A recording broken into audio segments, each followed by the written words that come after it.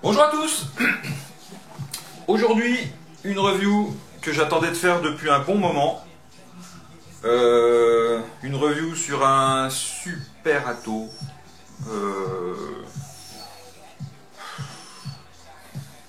Que je kiffe sa race. Que j'ai reçu donc cette semaine, milieu de semaine. Que j'ai testé longuement, j'ai fait plein de montages pour éviter de dire trop de conneries, je vais certainement en dire quand même. Donc cette review aujourd'hui, elle va être sur lui. Sur notre ami Estia de chez Gus. Donc ça risque d'être long. Comme à chaque fois que je vais faire un truc sur Gus, parce qu'il y a plein de choses à dire. Donc je vais... Allez, on part maintenant. Alors par contre, je vais vous faire un truc un petit peu qui change de l'ordinaire. Je vais faire une review à l'envers. C'est-à-dire que je la commence comme ça, avec l'Atto monté, rempli. Et je vais vous la faire à l'envers en fait. Donc je vais faire le test de vape en premier. Et ensuite, on passera en gros plan et je le ferai à l'envers. Je viderai mon Atto, je démonterai le bousin, je vous montrerai les coils, je vous montrerai comment on met le coton en tricoil. Et voilà. Donc l'Estia, donc il se présente comme ça, qui est pour le moment, seulement en hybride sur les modes de type Gus, hein, tant qu'à faire, que vous pourrez monter sur sur d'autres modes qui ont le même pas de vis. Me demandez pas quoi, je suis pas un pro je sais plus comment ils appellent ça, les 20.1, les machins et trucs, je saurais pas vous dire. Moi je sais que c'est fait pour monter sur mon Gus, donc je le mets sur mon Gus. Vous avez vu, je me suis fait bobo au doigt, c'est moche hein. J'aurais dû aller à l'hôpital, mais j'y suis pas allé. Donc,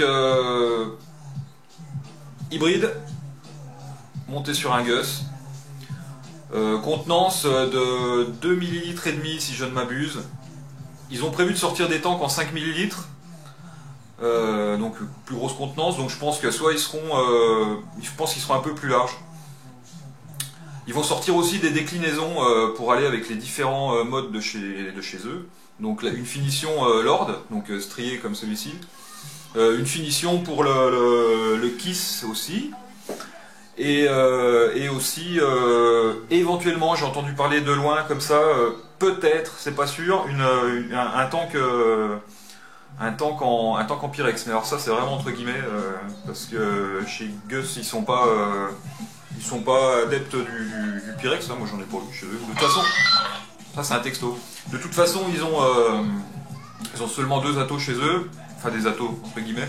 Donc l'Aiolos qui est un dripper et celui-ci qui est c'est un dripper, mais enfin c'est un tank.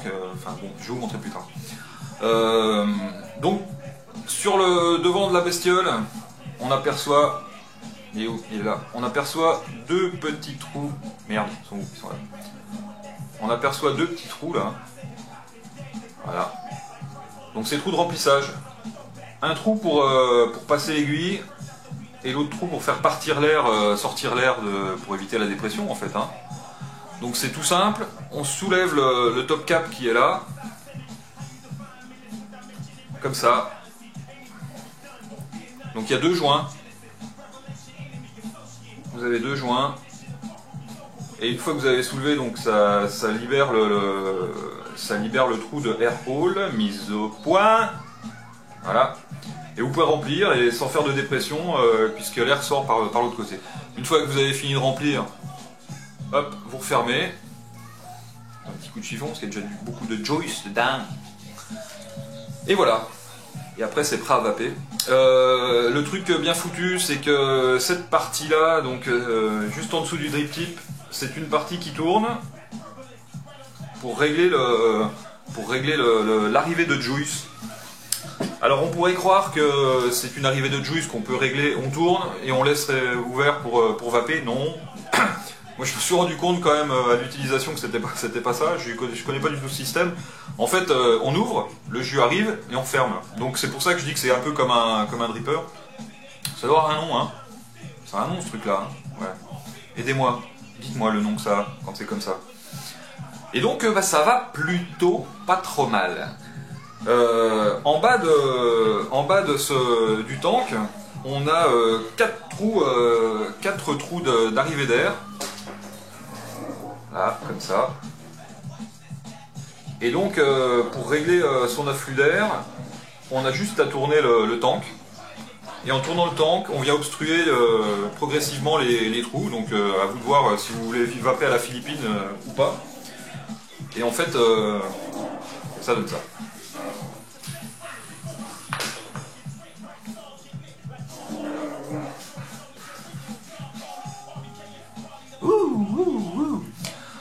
Ça va super bien. Alors moi qui suis adepte du 100% VG, là je suis pas en 100% VG dedans, j'ai mis du snake oil ce matin quand je vais remonter en tricoil.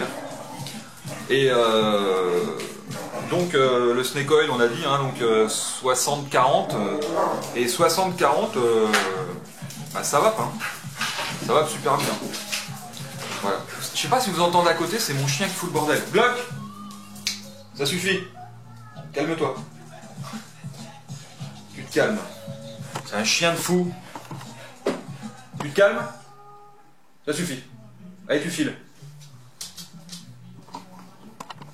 Bordel! Passez s'emmerder par un chien, non? Pendant qu'on fait des reviews? Pas déconner, non?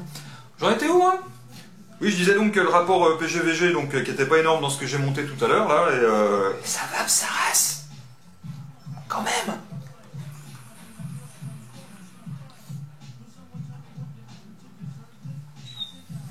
Ça va super bien. Oh, je ne me vois plus. Bref. Que dire d'autre avant de passer en gros plan? Bah pas grand chose. Donc c'est un ato qui va pour certains être un peu cher, faut l'avouer. Il était à 120 € le jour du lancement. Je l'ai même vu à 130 € la semaine d'après. Et puis aux dernières nouvelles, il était descendu à 110 €. Voilà. Bon, à savoir que chez Gus, ils ont changé un petit peu leurs tarifs la semaine dernière. J'ai vu qu'ils avaient baissé le Lord avec le système de contrôle d'airflow là. Ils l'ont baissé de 120 € à 105 €, mais ils ont mis des frais de port. Alors que quand on le commandait à 120 €, il n'y avait pas de frais de port. Là, à 105 €, il y a des frais de port, ce qui fait que ça revient au même prix. Donc on a l'impression qu'il est moins cher, mais c'est le même prix. Et c'est un peu pareil pour tout. Hormis pour les petites pièces, donc admettons vous commandez un système d'airflow comme ça ou un bottom cap, un switch.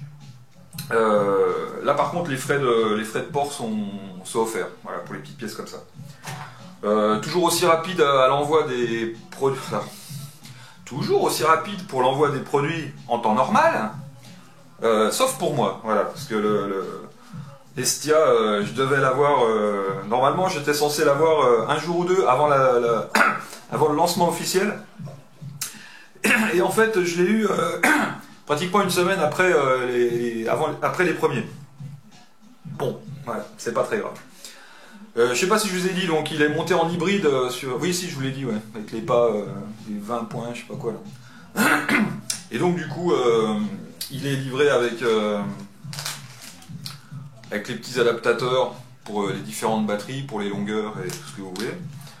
Les petites vis pour obstruer les entrées d'air au cas où vous vouliez le monter en single coil ou en dual coil. Et voilà. Voilà, moi je l'ai reçu comme ça, sans drip tip, hein, bien sûr. Après vous mettez ce que vous voulez. Moi j'ai mis un joli petit drip tip de copain Jérôme.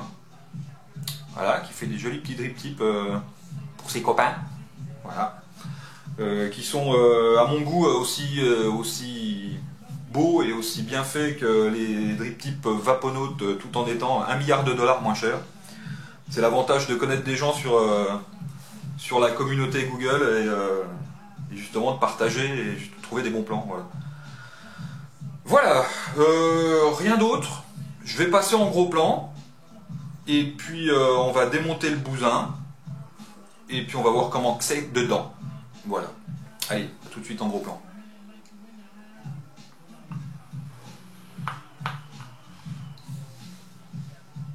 Et il disparut dans un nuage de fumée. Let's go. Alors, on va le démonter. Donc là, entre les deux prises, j'ai enlevé le liquide qui était dedans pour éviter de perdre trop de temps parce qu'on va déjà en perdre pas mal. Donc, comme ceci, comme cela. Alors, donc comme je vous ai dit, je vais déjà commencer par virer le drip tip.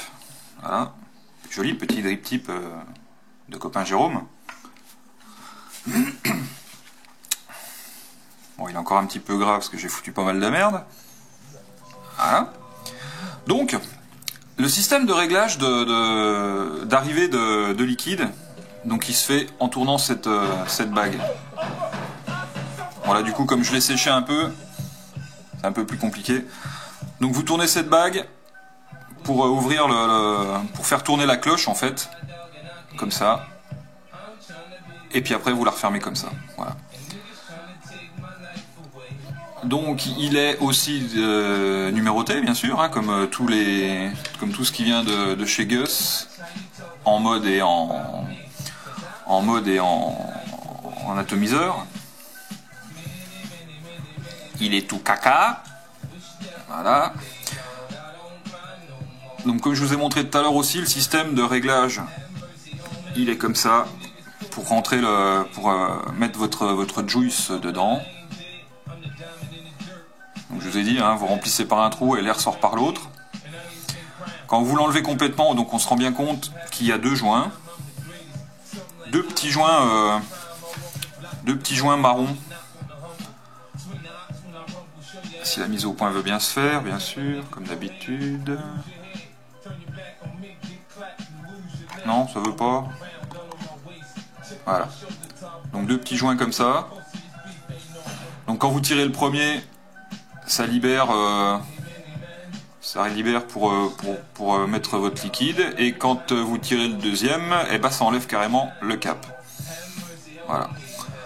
Donc usinage, l'usinage Gus, il n'y a pas grand chose à dire, hein. C'est très propre. Voilà. Donc lui, je vais le mettre là. Ensuite, on aperçoit l'intérieur. Donc là, on se rend bien compte quand même que la contenance n'est pas énorme. Moi perso, c'est pas ce que je lui demande. Moi, je lui demande de bien vaper, et il vape plutôt bien. Voilà. Le tank, avec les réglages d'airflow, quand on tourne comme ça, on obstrue progressivement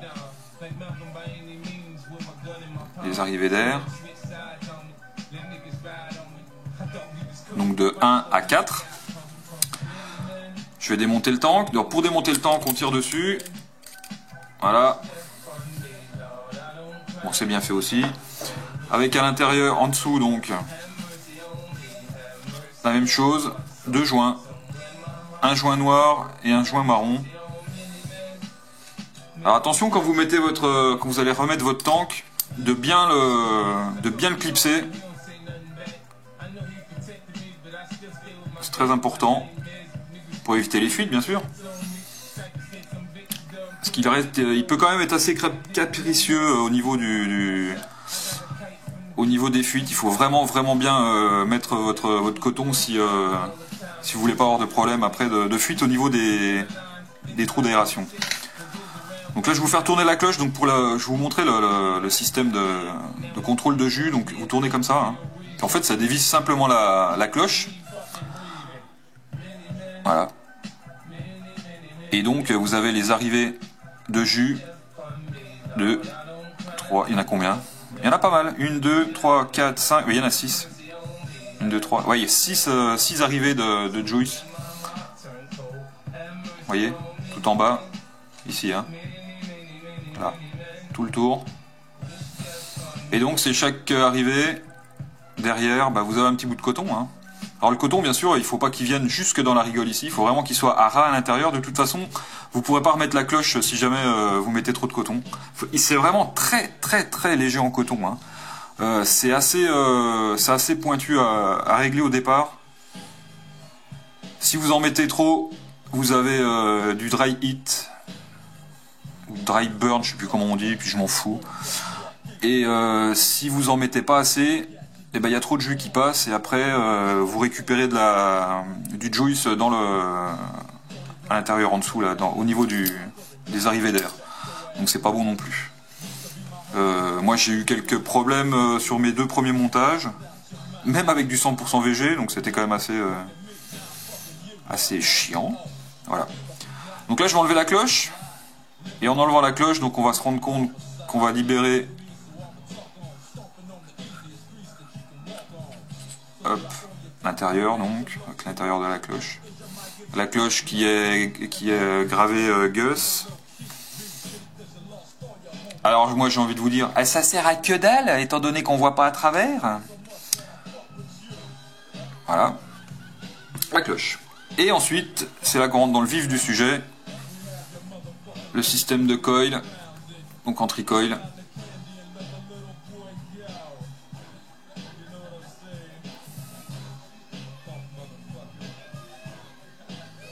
Et donc comme je vous disais au début, je vous le montrerai après quand j'aurai enlevé le coton. Donc on se rend bien compte quand même qu'au niveau du coton, il n'y a que dalle. Hein. Donc ça sort à peine du coil pour aller se loger dans les petites rainures qui sont juste en dessous à ce niveau-là. Qu'est-ce que je vais vous montrer avec ça? Les petites rayures qui sont juste à ce niveau-là. C'est pareil, on verra mieux quand j'aurai enlevé le coton. C'est vraiment super. Il y a que dalle. Hein. Il faut vraiment super bien régler votre coton et en plus le faire vraiment pas le serrer, vraiment le faire très, j'allais dire aérien. Oui, c'est peut-être le mot qu'il faut dire. Le faire très aérien, histoire de pas trop comprimer et de pas être emmerdé pour l'arrivée de jus. Parce que bien qu'il y ait beaucoup d'arrivée de jus, les rigoles sont tellement fines que du coup on aurait tendance à se retrouver à cramer le coton avant que le jus arrive. Donc je vais les enlever hors champ bien sûr. Ah oui, tant qu'à faire. Sinon ça va vous? Tranquille? Là c'est dimanche pour moi. J'ai bossé toute la nuit. Voilà. Donc j'ai enlevé le coton. Je vais faire un coup de propre. Je vais vous montrer un petit peu les arrivées d'air et tout le bazar.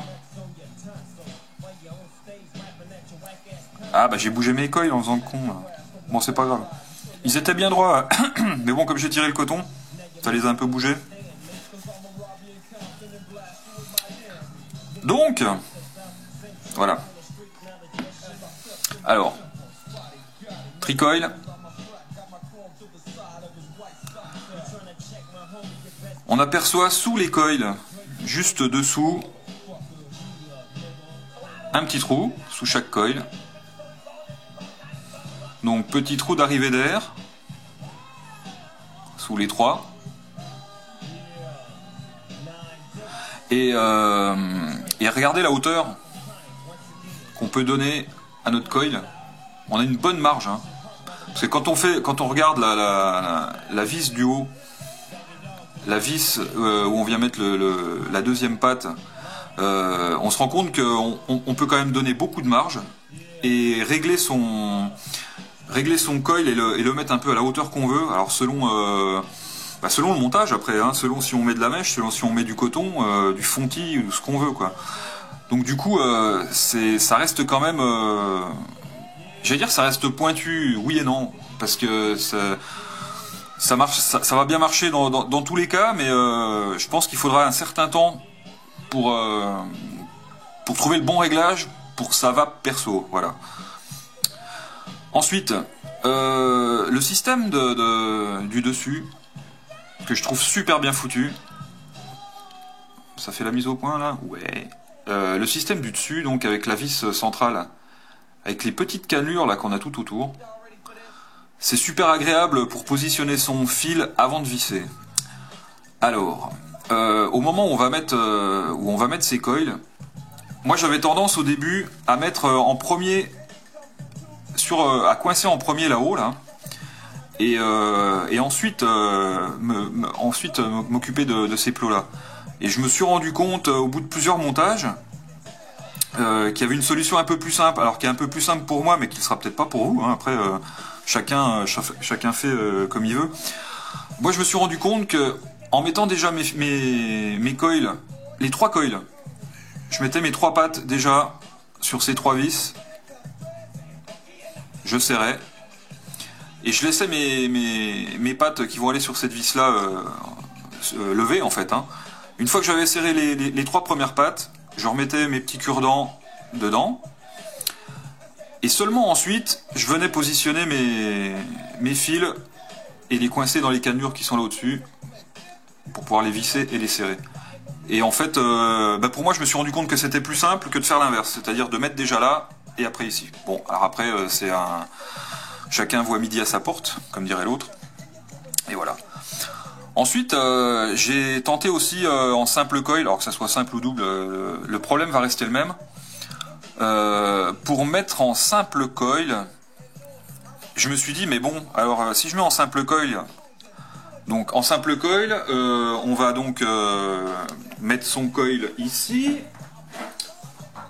Ça, j'ai bien préparé mes vidéos, j'ai tout sous la main, hein, ça tombe bien. Hein. Oh, dis donc. Qu'est-ce que j'en ai foutu l'autre.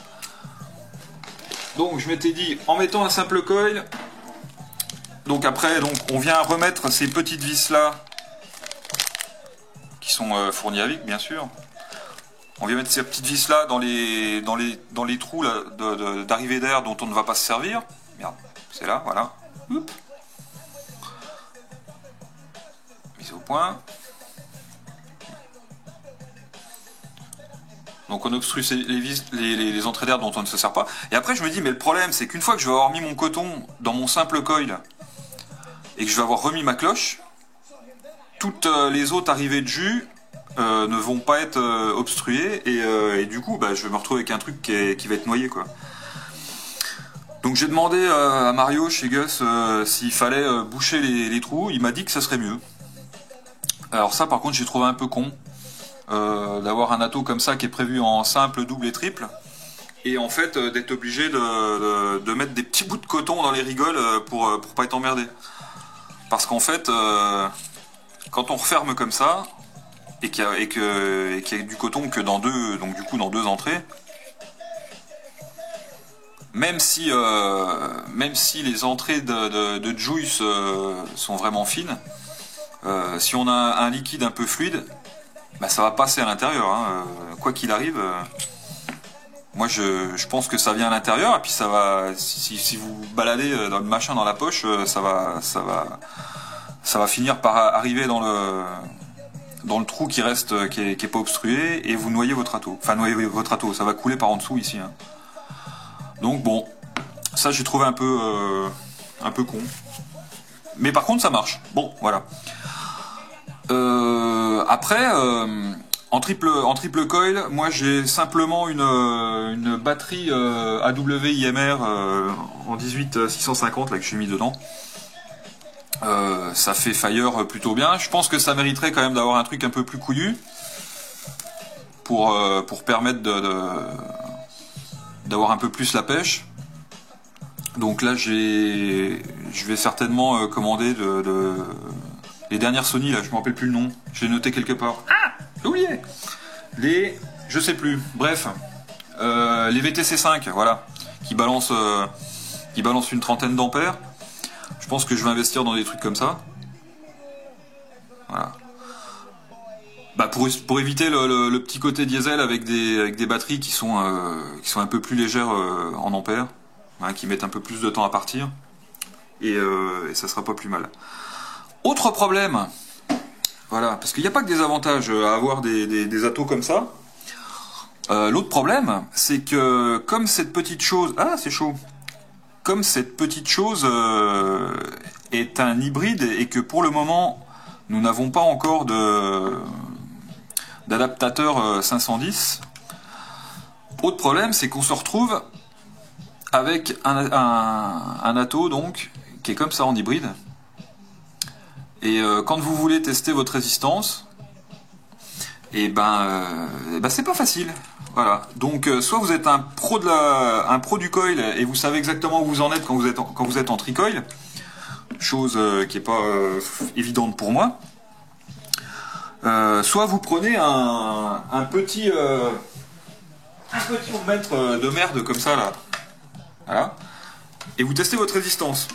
Et moi quand j'ai testé ma résistance la dernière fois, je vais le faire en live là, quand j'ai testé ma résistance la dernière fois, les premières que j'ai montées, ça me donnait une résistance de 1 ohm,8. Et après calcul avec quelqu'un de la communauté Google, il s'est avéré que j'étais pas à 1,8, il s'est avéré que j'étais à 0,7. Et donc faites attention à pas vous faire péter la batterie à la gueule en croyant avoir une résistance assez haute alors qu'en fait vous êtes assez bas. Par exemple là, j'ai fait un triple coil avec du Cantal 0,30. J'ai fait 10 tours par coil. J'ai prévu un peu large, parce que je me suis dit, comme c'est pas forcément évident de voir avec un ohmmètre à la con, je vais vous le mettre dans le bon sens. Hop, là. Et là, quand je mesure ma résistance,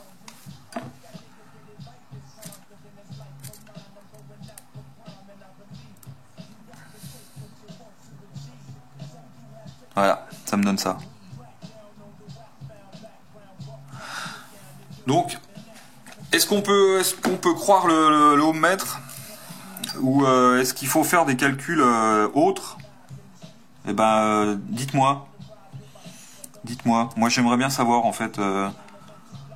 Voilà. Parce que là, moi, je tombe. Là, quand je regarde ma résistance avec le ohmmètre, et ben moi, il me donne à chaque fois pas la même chose. Et comme c'est pas mon métier. Ben, je vous avouerai que ben, j'ai pas envie de mourir quoi. Ouais, il me donne toujours à peu près avec une résistance comme je vous ai dit là, donc 10 tours de 0,30 en tricoil. Il me donne toujours des valeurs un peu comme ça. Là moi par exemple je serais à 1,3 quoi. 1,3 si je mesure sur celui-là. 1,3 si je mesure sur celui-là. Normalement ça revient à peu près au même. Et 1,3 si je mesure sur celui-là. Alors moi dans ma tête je me dis bon ben voilà je suis à 1,3. Si vous avez des infos sur ça je suis preneur. Je suis preneur. Alors bien sûr ça va dépendre du diamètre du coil, ça va dépendre de pas mal de trucs. Mais il faut faire attention à ça pour éviter de se faire péter la tête. Donc si jamais vous avez un Estia, si jamais vous n'avez pas de ohmmètre, si jamais vous n'avez pas envie de mourir, n'hésitez pas à investir dans de vraies batteries qui peuvent vraiment prendre des résistances basses et comme ça en cas d'erreur et ben ça sera moins dangereux pour vous. Voilà. Donc dans l'absolu cet ato et ben moi je kiffe hein. Je kiffe. C'est vraiment bien fait. C'est vraiment alors c'est du Gus hein, c'est livré c'est toujours livré pareil hein, c'est livré dans du papier bulle. Non, je l'ai reçu dans du cellophane, dans du papier bulle, mais ce coup-là, quand même, ils m'ont envoyé ça dans un carton. D'habitude, ils envoient ça dans une enveloppe. Et là, pour un tout petit ato comme ça, j'ai eu une grosse boîte comme ça. Voilà. Et donc, avec ça. C'est un ato qui m'a été gracieusement offert par Mario, donc je sais pas si si vous le commandez, vous aurez d'autres spares dans votre kit. Je sais pas, franchement. Moi, je pense que dans le spare kit, il devrait y avoir des joints, non? Dites-moi si vous avez eu ça. Et puis voilà. Que dire de plus? Rien. Voilà, j'aime beaucoup, hein. J'aime beaucoup, ça fait vraiment une bonne vape. C'est super agréable, c'est joli, c'est bien fini. C'est du Gus. Alors hormis, c'est ce que je vous ai dit, hein, hormis le problème de savoir où vous en êtes dans le hommage, si vous n'avez pas de matériel adéquat et si vous n'êtes pas un pro du coil. Hormis le fait que si vous vouliez faire du simple ou du double, être obligé d'obstruer avec des petits bouts de coton pour éviter que ça suinte. Hormis tout ça, c'est que du bonheur. Voilà, c'est que du bonheur. Ça chauffe un peu. Ça chauffe un peu parce que quand vous avez monté vos coils dessus, mise au point, Voilà, quand vous avez monté vos coils dessus, il faut faire quand même un petit peu attention à quand même ne pas trop les laisser sortir sur l'extérieur, donc côté tank, plutôt les rentrer. De toute façon, vous allez voir, une fois que vous aurez monté vos coils et que vous allez mettre votre cloche, si votre coil est un petit peu trop sorti, ça va racler. Et il faut vraiment que ça soit bien lâche comme ça, que rien ne touche. Parce que déjà que ça chauffe pas mal, là ça chauffera encore plus. Voilà.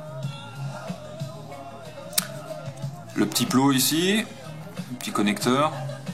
Bon bah c'est classique de chez Gus. Avec le système de fusible à l'intérieur. On aime ou on n'aime pas. Moi j'aime bien. Une sécurité. Donc là je pense que c'est du Delrin ou une connerie comme ça. Enfin c'est un isolant quelconque. Avec le plot au centre, donc qui correspond avec le milieu là. Voilà. C'est bien foutu. Franchement c'est bien foutu, c'est joli. Et ça va pas mal. Je vous ai montré tout à l'heure. Hein. Ça va putain de pas mal. Voilà. Allez, on repasse en gros plan. Entre temps, je vais avoir remonté, je vais me tirer une petite barre pour vous dire au revoir. Et puis ça sera la conclusion. Allez, à toutes. Hop. Retour en gros plan. Non, en plan large. J'ai remonté, j'ai remis du coton, j'ai remis du snake oil. Et ça va. Ça va pas mal. Bon après, faut aimer les atos sans clear Windows, toutes ces choses là. Bon, pour moi c'est pas le plus gros problème. Moi ce que je recherche le plus quand même c'est la qualité de vape. Et jusqu'à maintenant tout ce qu'on a pu voir, toutes les reviews qu'on a pu voir, plus des reviews écrites. Il y a d'ailleurs des reviews sympas qui ont été faites avec des belles photos bien nettes. Si vous voulez vraiment voir comment est bien positionné le coton.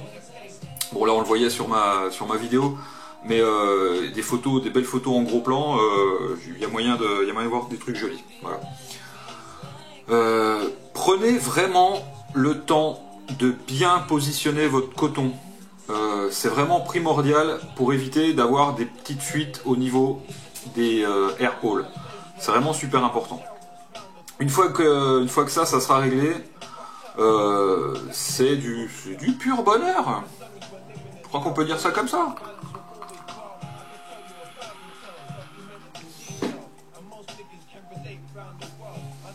Ça fait de la belle vapeur. Petit truc dont je me suis rendu compte, j'ai testé entre temps, avec le pin qui est livré avec ce petit pin là. Moi sur mon Lord, j'utilise celui-là, le pin plat, et je me suis rendu compte qu'avec celui-ci et des AW-IMR, il y avait moyen d'avoir des petits misfires du fait que le petit plot est au milieu là. Donc je pensais que ça venait de l'ATO. Ça aurait été embêtant quand même pour un truc comme ça. Et en fait ça vient pas du tout de ça. Ça vient juste du fait que la batterie fait pas contact. Enfin, la batterie fait pas contact. Donc on met l'autre plot. Pour ceux qui ont un Lord déjà ou un Kiss, ça pose pas de problème puisque c'est livré avec.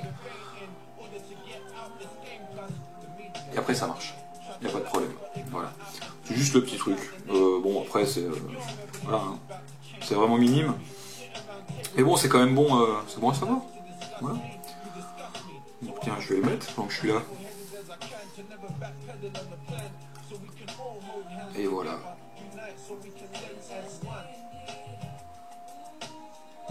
C'est pas évident quand on a mal aux doigts de faire des trucs.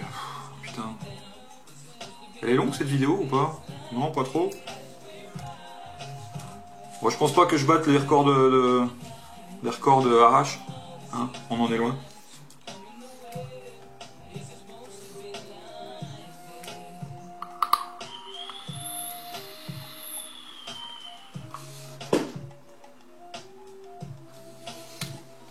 super bonato.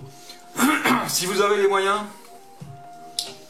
malheureusement ça reste du produit high-end. Je suis pas sûr qu'il soit cloné celui-là, il n'y a pas beaucoup de clones de Gus. Hein. Si vous avez les moyens de vous faire plaisir, bah faites-le. Après, si vous avez les moyens, vous avez les moyens. Si vous n'avez pas les moyens, bah il y a de très bons autres atos. Voilà. Après, tout le monde peut trouver, tout le monde trouvera chaussure à son pied, que ce soit en clone, que ce soit en pas clone, que ce soit voilà. Après, chacun fait comme ça qu'il veut. Chacun fait selon ses moyens et c'est très bien comme ça. Voilà, il y a de très bons clones. C'est pas moi qui vais vous dire le contraire. Et il y a de très mauvais high-end. En ce qui concerne celui-là, il est plutôt pas mal. Voilà, je vous embête pas plus longtemps. Si vous en avez un, vous avez des infos, si vous avez fait d'autres trucs, vu qu'il n'y a encore pas beaucoup de reviews qui ont été faites sur cette petite bête. Si vous avez d'autres infos, surtout n'hésitez pas à partager. Moi ça me fera plaisir, au pire je pourrais refaire une petite vidéo complémentaire. Et puis voilà. Donc n'oubliez pas, petit système de réglage d'arrivée de jus. Vous ouvrez, ça imbibe, vous refermez. Si vous laissez ouvert, il y a quand même des chances que ça coule à travers. C'est pas fait pour. Hein. Système de réglage de jus, c'est juste pour remettre un peu de jus sur vos coils. Voilà. Sur ce, je vous souhaite une bonne journée. N'oubliez pas d'aller voir le SGI. On est mal barré, mais bon, autant continuer de le préciser. À mon avis, on l'a dans le cucu, hein, parce que vu comme c'est parti, vu la mobilisation des gens, c'est mal barré. Allez voir les DUS, comme dirait Seb. Adhérez ou pas, pécuniairement ou pas. Et faites comme ça que vous voulez. Voilà. Continuez de vapoter. La vapote, c'est mieux que la clope. Et puis on se retrouve bientôt pour une autre review de je sais pas quoi, de je sais pas quand. Bah, voilà quoi. Bonne journée, à bientôt.